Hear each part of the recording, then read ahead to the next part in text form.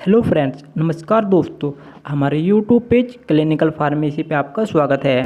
तो दोस्तों, आज हम जानेंगे नर्व पेन या नसों को ठीक करने वाली दवाई के बारे में।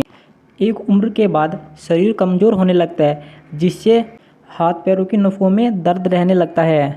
एक ऐसी पावरफुल दवाई के बारे में जानेंगे जिसका उपयोग करने से आपके हाथ पैरों की नसों का दर्द बिल्कुल ख़त्म हो जाएगा। अगर शरीर में कहीं भी नसों का दर्द है, चाहे वह हाथ की नसों में हो या पैर की नसों में, तो उसे ठीक करने के लिए आप इस दवाई का उपयोग कर सकते हैं। तो हम जानेंगे दवाई के नाम, इसके कंपोजिशन, उपयोग, साइड इफ़ेक्ट, इसकी सावधानियाँ और दवाई को कैसे लेना है, सब कुछ डिटेल में जानेंगे। वीडियो को बिना स्किप किए लास्ट तक देखें। यदि दोस्तों आपको हमारी जानकारी अच्छी लगे तो हमारे वीडियो को लाइक करना और हमारे चैनल को सब्सक्राइब करना और बेल आइकन को भी प्रेस करना, जिससे आने वाली वीडियो की नोटिफिकेशन आपके पास सबसे पहले पहुंच सके। तो दोस्तों, अब हम दवाई के बारे में बात करते हैं। इस दवाई का नाम है न्यूरोकाइंड जी टैबलेट। यह दवाई मैनकाइंड फार्मा द्वारा बनाई जाती है। यदि दोस्तों हम इसके कंपोजिशन की बात करें तो इसमें गाबापेंटिन, मेकोबालामिन पाया जाता है। इसमें गाबापेंटिन नर्व पेन को कम करने का कार्य करता है। मेकोबालामिन विटामिन B12 की कमी से होने वाले नसों के दर्द को कम करने में कार्य करता है। तो दोस्तों, अब हम इस दवाई के उपयोग के बारे में बात करेंगे। इसका सबसे पहला उपयोग नसों का दर्द या नर्व पेन को कम करने के लिए किया जाता है। यदि किसी व्यक्ति की नसों में कमजोरी या विटामिन B12 की कमी से दर्द है, तो उसे कम करने के लिए इस दवाई का उपयोग किया जा सकता है। इसका अगला उपयोग हाथ पैरों की नसों में दर्द को कम करने के लिए किया जाता है। यदि किसी पेशेंट के हाथ पैरों की नसों में दर्द है, तो उसे कम करने के लिए इसका उपयोग किया जाएगा। इसका तीसरा उपयोग है नसों में दर्द, चुभन व सूंपने को कम करने के लिए भी किया जा सकता है। इसका चौथा उपयोग हर्पीज या चिकन पॉक्स के कारण नसों में दर्द है, तो उसके लिए भी इसका उपयोग किया जा सकता है। इसका अगला उपयोग है विटामिन B12 की कमी।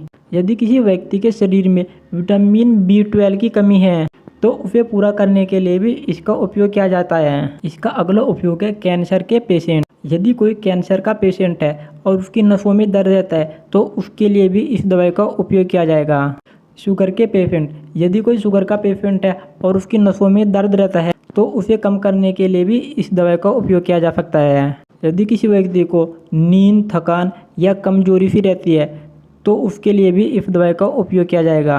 तो दोस्तों, अब हम इस दवाई के साइड इफ़ेक्ट के बारे में बात करेंगे। इसके क्या क्या साइड इफ़ेक्ट हो सकते हैं। अगर इसके साइड इफ़ेक्ट में देखे गए, जैसे उल्टी, चक्कर हो सकते हैं, नींद आ सकती है, मुंह सूखा सूखा रह सकता है, वजन बढ़ सकता है, धुंधलापा दिखाई दे सकता है। तो दोस्तों, अब हम इसकी सावधानियों के बारे में बात करेंगे। इसकी क्या क्या सावधानियां हैं। यदि किसी पेशेंट को किडनी या लीवर की प्रॉब्लम है, तो उसे यह दवाई नहीं दी जा सकती। यदि किसी व्यक्ति को एलर्जी है या फिर इस प्रकार की दवाइयों से एलर्जी होती है, तो उसे भी यह दवाई नहीं दी जा सकती।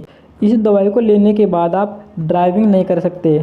यदि कोई पेशेंट है और उसे सांस लेने में दिक्कत है, तो उसे भी यह दवाई नहीं दी जा सकती। यदि किसी व्यक्ति को डिप्रेशन या मेंटल हेल्थ प्रॉब्लम है, तो उसमें भी यह दवाई नहीं दी जा सकती।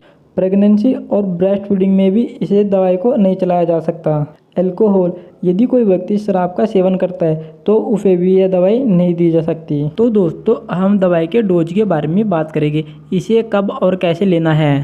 खाना खाने के बाद रात को 1 गोली लेनी है। यदि दोस्तों आपको हमारी जानकारी अच्छी लगी हो, तो हमारे वीडियो को लाइक करना और हमारे चैनल को सब्सक्राइब करना।